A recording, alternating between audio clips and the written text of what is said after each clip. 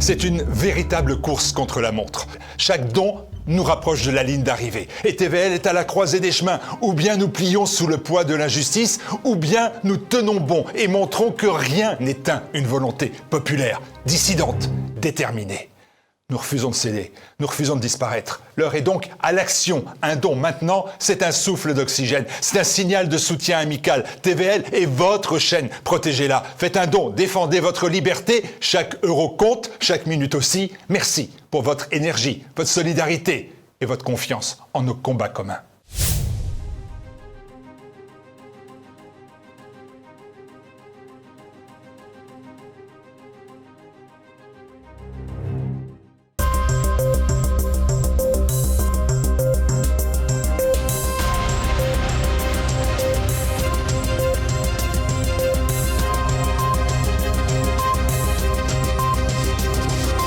Madame, monsieur, bonsoir. Je suis très heureuse de vous retrouver pour cette nouvelle page d'actualité. Nous commençons cette édition avec la conversation téléphonique entre Emmanuel Macron et Vladimir Poutine. Au programme, le nucléaire iranien et la guerre en Ukraine, deux sujets cruciaux, mais sur lesquels la voix du président français a peu de chances de porter réellement.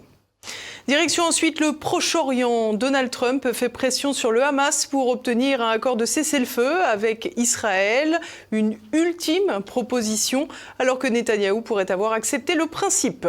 Et puis en France, François Bayrou a fait face à sa 8e motion de censure. Il s'en est une nouvelle fois sorti, mais il est toujours bien incapable de gouverner. Macron reprend langue avec Poutine. Mardi, l'Élysée a fait savoir que le président français s'était entretenu avec son homologue russe pendant plus de 2 heures. Une conversation qui aura porté sur les questions brûlantes de l'actualité internationale, le nucléaire iranien et la guerre en Ukraine. Le point tout de suite. C'est un appel qui met fin à 3 ans de silence. Depuis 2022, Emmanuel Macron et Vladimir Poutine ne s'étaient plus parlé. Et pour cause, l'une des dernières conversations communes avait fait l'objet d'un véritable scandale diplomatique, puisque le président français s'était donné en spectacle devant des caméras de télévision, permettant ainsi de révéler des échanges normalement confidentiels entre les deux chefs d'État. Je ne sais pas où ton juriste a appris le droit. Moi, je regarde juste les textes et j'essaie de les appliquer.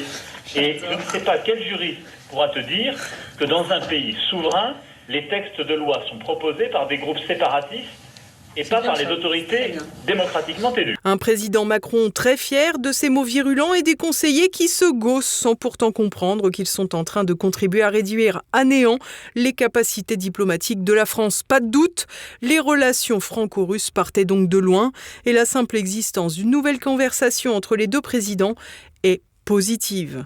Le contenu des échanges, lui, est sans doute plus difficile à commenter. En effet, cette fois, pas de caméra de télévision.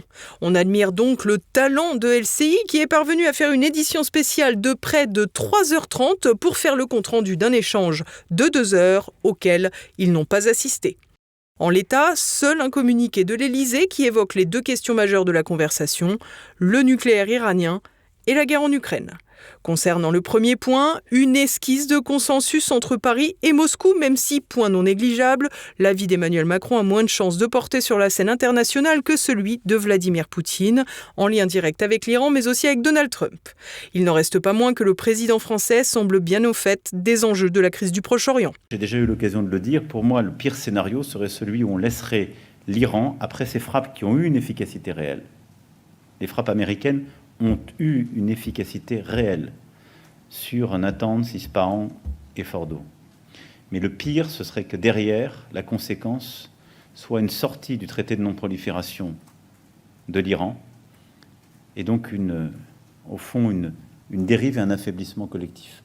Emmanuel Macron a 2 doigts de comprendre l'importance de respecter le droit international, une exigence à laquelle Vladimir Poutine a déjà souscrit à plusieurs reprises.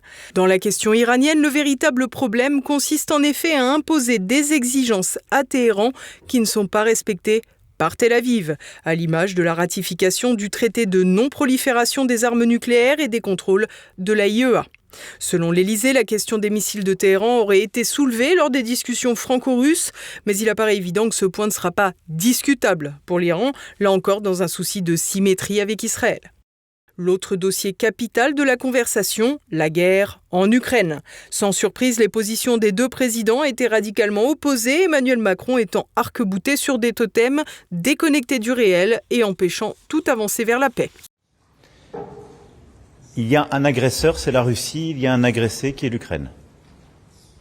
Nous voulons tous la paix, mais on ne peut pas traiter les deux belligérants de manière équidistante. Un gentil et un méchant. La vision manichéenne de la diplomatie par Paris ne semble donc pas près d'évoluer et elle consiste toujours à réclamer un cessez-le-feu sans objectif réel ensuite. Du côté de Vladimir Poutine, le message a consisté à réaffirmer son point de vue quant à l'explosion du conflit dont il attribue les responsabilités à l'Occident. Pendant ce temps, les troupes russes avancent toujours sur le territoire ukrainien et Moscou semble bien en train de lancer une nouvelle offensive estivale. Nouvelle étape qui, là encore, devrait pousser à la paix avant de terminer le massacre. Dans ce cadre, Donald Trump aurait convaincu Emmanuel Macron de calmer un peu ses ardeurs sur les blocages des négociations de paix en Ukraine. D'aucuns évoquent même de drôles de moyens de pression pour qu'ils s'y résolvent. Donald Trump a annoncé qu'Israël avait accepté un plan de cessez-le-feu de 60 jours à Gaza. Désireux d'obtenir un autre accord, le président américain presse le Hamas d'accepter. De leur côté, les négociateurs arabes s'activent. Explication d'Édouard Chano. Le président américain va-t-il extirper la paix pour Gaza ? Après la résolution de la guerre entre l'Iran et Israël après 12 jours, les espoirs d'un arrêt des combats dans l'enclave pour mettre fin à 635 jours de conflit renaissent. Mardi, Donald Trump a appelé le Hamas à accepter une ultime proposition de cessez-le-feu de 60 jours dans la bande. À l'en croire, son allié israélien aurait accepté d'en finaliser les termes. Le mouvement palestinien aurait répondu à l'offre ce mercredi matin, se disant prêt à un cessez-le-feu, mais à condition que celui-ci mette fin à la guerre, selon Associated Press, citant Taher al-Nounou, le responsable presse du Hamas. L'offre de Donald Trump n'est donc pas tout à fait acceptée. Il faut dire qu'aucun cessez-le-feu n'a pour l'heure été pérenne, mais le dirigeant américain assure de son côté que toutes les parties travailleront durant ces arrêts des combats pour mettre fin à la guerre. Dans le cadre de cette proposition, 8 otages seront libérés le 2e jour et 2 autres le 50e jour du cessez-le-feu. Or, mardi, Oussama Hamdan, autre dirigeant du groupe palestinien, accusait les États-Unis de ne pas exercer une pression suffisante sur Israël. Le dirigeant américain a depuis assuré qu'il se montrerait très ferme vis-à-vis de Benyamin Netanyahou pour obtenir cet accord et a espéré le voir se concrétiser dans le courant de la semaine prochaine, avant la visite le 7 juillet du Premier ministre israélien à Washington. Détail d'importance, Donald Trump a salué le rôle des négociateurs qataris et égyptiens, car ce sont en effet encore eux qui sont à la manœuvre. Une réunion doit avoir lieu aujourd'hui au Caire avec les émissaires du Hamas. Selon une source diplomatique arabe citée par le média israélien I24, le principal obstacle aux négociations demeure la demande israélienne d'exiler les dirigeants du Hamas et de démanteler militairement l'organisation. Mais encore selon les mêmes sources, les contacts entre Israël et les pays arabes pourraient conduire à une extension des accords d'Abraham, signés, rappelons-le, en 2020 entre l'État hébreu, les Émirats arabes unis et le Bahreïn pour normaliser leurs liens diplomatiques. Les dirigeants arabes, évidemment tenus par une population résolument hostile à Israël, seraient en mesure d'exiger l'installation à Gaza d'une autorité palestinienne civile reconnue dans le cadre d'un accord régional plus large. L'Arabie saoudite, elle, préconise une approche conciliatrice, d'un côté le désarmement du Hamas et de l'autre l'installation de l'autorité palestinienne à Gaza. Au sein du Hamas, un clivage existerait entre sa direction locale et ses responsables en exil, ces derniers étant alignés sur la position arabe avec l'espoir de la création à terme d'un État palestinien. En Israël, l'impatience de l'opposition au conflit est vive. Yair Lapid a déclaré mardi que l'État hébreu n'avait plus aucun intérêt à poursuivre la guerre à Gaza, qui causait des dommages sur les plans sécuritaires, politiques et économiques. Et dans la rue aussi, les cris de lassitude se font entendre, notamment ici le 27 juin à Tel Aviv. Cette guerre ne fait que tuer des amis et des soldats. Nous n'allons nulle part. Je ne comprends pas très bien pourquoi nous continuons à nous battre à Gaza. Je m'inquiète des incitations, de l'avenir de la société et de ce qui se passe à Gaza même. Il ne fait aucun doute que l'Iran représente une menace sérieuse pour Israël, mais la situation était-elle vraiment critique en ce moment ? Il aurait été préférable de libérer les otages et d'en finir d'abord avec Gaza. Publiquement, le ministre de la Défense israélien Israël Katz a laissé entrevoir une victoire proche lors d'une réunion avec l'état-major, estimant faire désormais face à l'achèvement de la campagne à Gaza et à la réalisation de ses objectifs, au premier rang desquels la libération de tous les otages et la défaite du Hamas. Pendant ce temps, sur le terrain, l'armée israélienne ne montre aucun signe de répit. Lundi, mardi, la défense civile de Gaza annonçait que 51 personnes avaient été tuées dans des frappes ou dans des tirs de l'armée israélienne, dont 24 dans un cybercafé et 11 près de points de distribution d'aide humanitaire. Ce matin, Tsahal a demandé aux civils gazaouis d'évacuer la région de Khan Younes, déclarant intervenir avec une force extrême pour attaquer toute zone identifiée comme utilisée pour lancer des roquettes. Et de 8, François Bayrou est encore passé entre les mailles d'une motion de censure, mais après 6 mois passés à Matignon, il semble condamné à ne rien faire. Olivier Frère-Jacques. Majorité requise pour l'adoption de la motion de censure sur la majorité absolue des membres composant l'Assemblée, 289. Pour l'adoption, 189. La majorité requise n'étant pas atteinte, la motion de censure n'est pas adoptée. L'Assemblée nationale a rejeté mardi la motion de censure déposée par les socialistes contre le gouvernement de François Bayrou avec seulement 189 voix pour, loin des 289 nécessaires pour renverser le Premier ministre et son gouvernement. Ce scrutin a été déclenché par l'échec du conclave sur les retraites et illustre une nouvelle fois la fragilité politique du Premier ministre, dont la survie dépend toujours de l'abstention du Rassemblement national. En 6 mois, à Matignon, le chef du gouvernement a déjà subi 8 motions de censure. Comme d'habitude, le sketch parlementaire a repris de plus belle, la gauche accusant le RN d'être la béquille du gouvernement, à l'image du député LFiste Adrien Clouet. Écoutez, le Rassemblement national rappelle encore aujourd'hui qu'il est la béquille de M. Bayrou et qu'à chaque fois que M. Bayrou est en difficulté, que ce soit sur Betaram lorsqu'il a menti sur un des plus grands scandales pédocriminels de l'histoire ou sur les retraites aujourd'hui, puisque M. Bayrou est donc le seul qui nous impose à partir à 64 ans, alors que tout le monde est contre, le peuple français est contre, les parlementaires sont contre, eh bien le RN vient toujours le sauver. Lorsque le RN a pu déposer des motions de censure lors d'autres législatures, les gauches ne les votaient pas et pouvaient tout autant être qualifiées de béquilles. Du côté du RN, la consigne de vote avait été donnée et la présidente du groupe à l'Assemblée, Marine Le Pen, avait expliqué n'avoir aucun intérêt à voter cette motion. Au Rassemblement national, nous considérons que l'on vote une motion de censure pour protéger les Français des mesures qui sont prises, toxiques, qui sont prises par un gouvernement. Et que nous serons bien entendu très attentifs au budget proposé par le gouvernement de M. Bayrou. De son côté, le président du RN, Jordan Bardella, a averti que le répit du Premier ministre serait de courte durée, soulignant l'instabilité chronique du gouvernement et évoquant aussi l'échéance budgétaire de l'automne. Le RN demeure cependant prudent. En effet, en cas de motion de censure, l'hypothèse d'une dissolution de l'Assemblée par le président pourrait prendre de l'ampleur. Dans un tel scénario, Marine Le Pen ne serait pas éligible et surtout, rien n'assure que des urnes sortira une assemblée avec une majorité, comme cela n'a pas été le cas lors des 2 dernières élections législatives. De son côté, François Bayrou, qui commence à être habitué aux motions de censure, a pris la chose assez bien, s'essayant même à une petite suggestion sur le mécanisme de motion de censure. Je respecte la représentation nationale dans toutes ses compétences.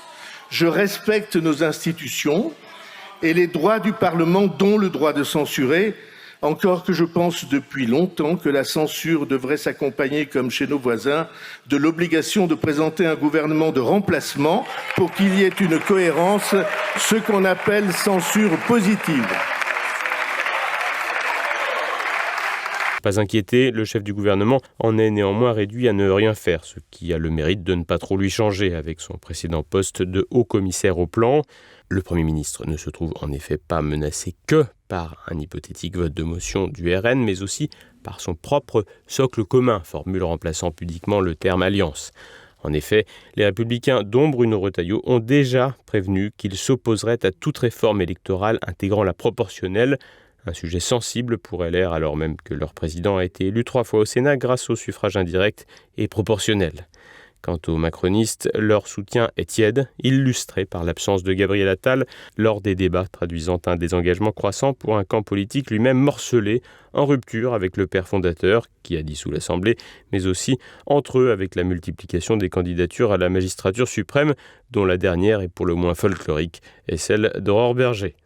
À défaut, tout le monde se contentera de François Bayrou, qui n'aura cependant pas de marge de manœuvre, et c'est finalement du président Macron que pourrait venir un possible déblocage avec une nouvelle dissolution qui pourrait encore déboucher sur une assemblée sans majorité. Et on poursuit à présent pour un tour de France, en bref en compagnie de Renaud de Bourleuf. L'euthanasie arrive au Sénat. Depuis mi-juin, la Commission des affaires sociales planche sur la proposition de loi adoptée à l'Assemblée nationale.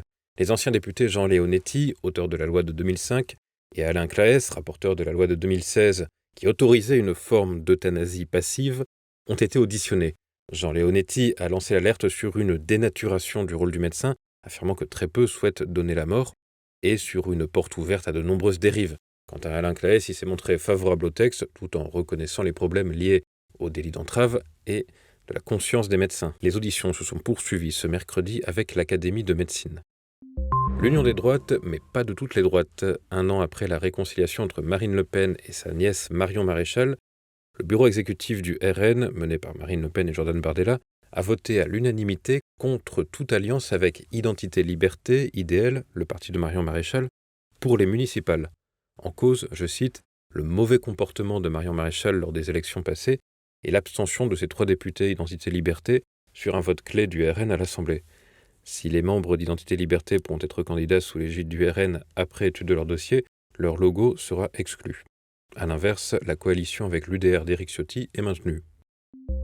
Dati dans le viseur des juges. Selon Libération, le parquet de Paris a été saisi pour de nouveaux supposés oublis sur la déclaration de patrimoine du ministre de la Culture. Déjà mis en examen pour corruption dans l'affaire Renault, l'ancien garde des Sceaux de Nicolas Sarkozy fait les frais de ses opposants de gauche à la mairie de Paris, qu'il accuse d'avoir étonnamment été prise d'une amnésie sélective lors des déclarations à la haute autorité de transparence de la vie publique, notamment en oubliant ses bijoux et montres de luxe qui avoisineraient la somme d'1 demi-million d'euros de valeur. Depuis l'affaire Cahuzac, les membres du gouvernement doivent effectivement déclarer tous leurs biens d'une valeur supérieure à 10 000 euros. Le ministre Rachida Dati avait pour sa part estimé au printemps qu'elle n'avait rien à régulariser. La justice semble donc décider à enquêter sur ce dossier. Gageons qu'elle le fera aussi sur les innombrables affaires autour d'Emmanuel Macron, parmi lesquelles le Rothschild Gate, où le président est soupçonné de bénéficier d'un compte à l'étranger, avec des millions gagnés lors du rachat de la branche lait infantile de Nestlé par Pfizer, quand il était manqué d'affaires. Peine de prison confirmée pour Boualem Sansal. Mardi, la Cour d'appel d'Alger a validé la peine de 5 ans de prison ferme prononcée contre l'écrivain binational pour atteinte à l'unité nationale. Une décision qui intervient quelques jours avant le 5 juillet, fête nationale de l'Algérie, au cours de laquelle le chef d'État prononce des grâces présidentielles. C'est désormais là-dessus que semble miser le gouvernement français, malgré la riposte graduée chère à Bruno Retailleau, qui n'a pas beaucoup impressionné l'Algérie. Qu'aujourd'hui, vous, ministre de l'Intérieur, vous n'espérez plus que ça, la grâce présidentielle ? Moi, j'espère qu'il sera libéré. Maintenant qu'il y a eu condamnation, on peut imaginer que des mesures de grâce, notamment en fonction de la santé de notre compatriote, soient prises. Et je sais, je ne doute pas, et je sais que toutes les instances exécutives, depuis le président de la République jusqu'au gouvernement, agissent en ce sens, de manière que l'humanité triomphe dans une affaire qui est pour les Français insupportable. Et nous repartons en compagnie d'Olivier Frère-Jacques pour l'actualité internationale. 500 000 visas de travail non européens seront délivrés par l'Italie jusqu'en 2028. Giorgia Meloni a adopté mardi le décret prévoyant d'autoriser un demi-million de travailleurs saisonniers et non saisonniers dans les secteurs agricoles et touristiques. Une nouvelle surprenante au vu de la fermeté migratoire affichée par Giorgia Meloni, mais réclamée par les syndicats en raison de la pénurie de main-d'œuvre dans le pays, menaçant selon eux la production alimentaire. La dirigeante de Fratelli d'Italia a fait de la lutte contre l'immigration clandestine sa priorité, mais augmente les voies d'immigration légale et temporaire, en accord avec la politique de Bruxelles. 450 000 permis avaient déjà été délivrés entre 2023 et 2025, ce qui apporte le total à près d'1 million contre 75 000 en 2022.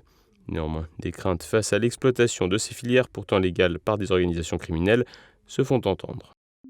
Ils ont nié avoir représenté le prophète Mahomet, mais ils ont été arrêtés. Un dessinateur de presse et le rédacteur en chef du magazine satirique et d'opposition Leman ont été placés en détention à Istanbul mardi. Des dizaines de manifestants en colère ont voulu s'en prendre aux employés de la revue et le procureur général d'Istanbul a lancé une enquête accusant le magazine d'avoir dénigré ouvertement les valeurs religieuses.